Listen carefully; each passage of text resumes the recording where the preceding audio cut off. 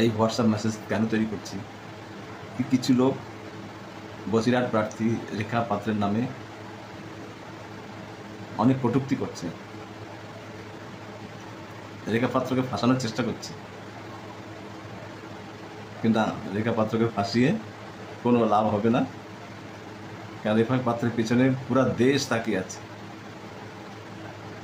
রেখা পাত্রের উপর পুরা দেশের নজর।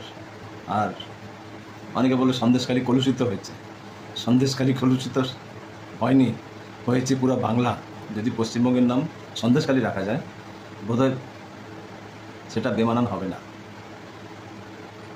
পশ্চিমবঙ্গের বিভিন্ন জায়গায় যেরকম হয়েছে নারী নির্যাতন, লাঞ্ছনা,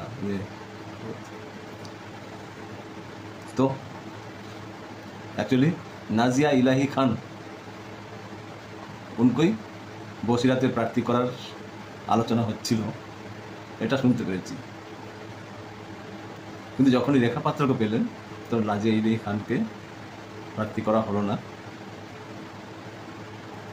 রেখা পাত্র তাদের নির্যাতিতা ঘরের মেয়ে, ঘরের বউ।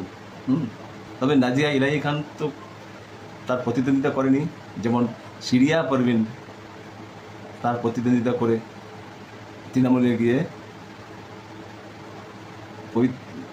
রেখা পাত্রের কাছ থেকে তথ্য নিয়ে গিয়ে সেখানে প্রচার করছে। এগুলো ঠিক নয়, কিন্তু এরকম লোক থাকে। আমি কিন্তু প্রথমেই যখনই ওই পারভিনের চালচলন হচ্ছিল, ও কোনো কথা বলছে না, কিন্তু পাশে থাকছে আর ক্যামেরাকেই ফলো করছে, যেন ক্যামেরাতে লোক তাকে দেখে। তখনই আমার সন্দেহ হয়েছিল এর মধ্যে কিছু তো আছে। যাক, সে তাতে কোনো অসুবিধা নেই। আর রেখা পাত্র যখন প্রার্থী হয়েছে তার মুখ দিয়ে কথা আসছিল না। যেখানে কাশেম আলী, শঙ্কর নন্দা যেমন প্রফেসর রয়েছেন, তাতে তার বক্তৃতা দিতে তার কোনো বাধা হয়নি। শুভেন্দুদা তো আছেনই, শুভেন্দুদা আছেন। আর তাছাড়া পদ্মা মণ্ডল একজন নাম পেলাম, তার স্বামীকে যেভাবে হত্যা করেছিল,